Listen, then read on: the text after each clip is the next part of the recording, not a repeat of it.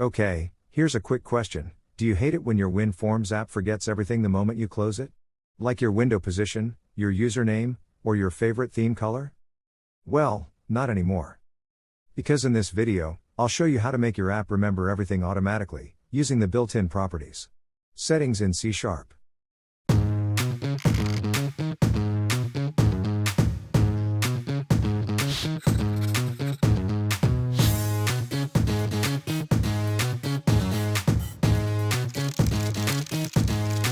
It's super easy, no extra files, no external code. It's like giving your app a tiny brain that remembers who it is.